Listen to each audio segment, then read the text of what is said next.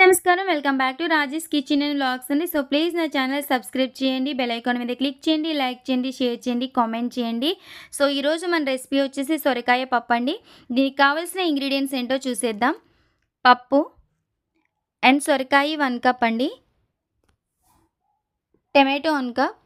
కొత్తిమీర అస్సలు స్కిప్ చేయొద్దండి. టేస్ట్ అయితే చాలా బాగుంటుంది. ఉప్పు, పెద్ద ఉల్లిపాయ అండ్ ఒక పచ్చిమిర్చి, కారం, పసుపు, ఆయిల్, తాలింపుకి సరిపడా సరుకులన్నీ తీసుకోవాలండి.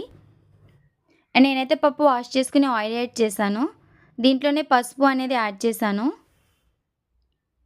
కారం అనేది కూడా యాడ్ చేసుకున్నానండి. దీంట్లోనే పచ్చిమిర్చి అండ్ ఉల్లిపాయ కూడా యాడ్ చేసాను.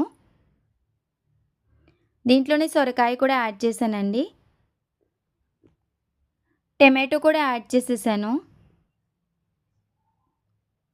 సో, ఇక్కడ మీరు చూడొచ్చు వాటర్ అనేది కూడా ఇవన్నీ యాడ్ చేసిన తర్వాత విజిల్ అనేది పెట్టేసి గ్యాస్ వెలిగించి మీడియం ఫ్లేమ్లోకి టర్న్ చేసుకుని నేను 2 విజిల్స్ వచ్చే వరకు మాత్రమే నేను దీన్ని కుక్ చేసుకున్నానండి.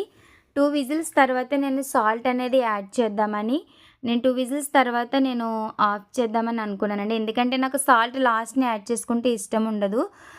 కొంచెం టేస్ట్‌గా అనిపిస్తుంది అనమాట మిడిల్‌లో యాడ్ చేస్తే.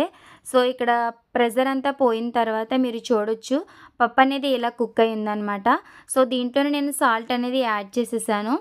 అండ్ కొత్తిమీర కూడా యాడ్ చేసుకున్నానండి దీంట్లోనే మీరు చూసేయచ్చు. సో, కొత్తిమీర కూడా యాడ్ చేసుకొని ఒకసారి మొత్తం మిక్స్ చేసుకుని విజిల్ పెట్టేశానండి.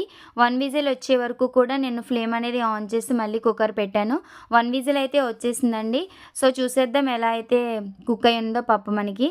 సో, ఇలా నాకైతే గనక కుక్ అయిపోయిందండి. సో, దీన్ని మెత్తగా మనం చేసుకోవాలి. సో, మీరు ఎలా గరిటెతో అయినా లేకపోతే పప్పు గుత్తితో అయినా సరే చేసుకోవచ్చు. సో, నేనిప్పుడు తాలింపు అనేది నేను రెడీ చేస్తున్నానండి. సో, ఫ్లేమ్ అనేది వెలిగించి పాత్ర పెట్టుకొని ఫ్లేమ్ అనేది లోలోకి టర్న్ చేసుకోండి. సో, దీనిలోనే ఆయిల్ అనేది యాడ్ చేశానండి.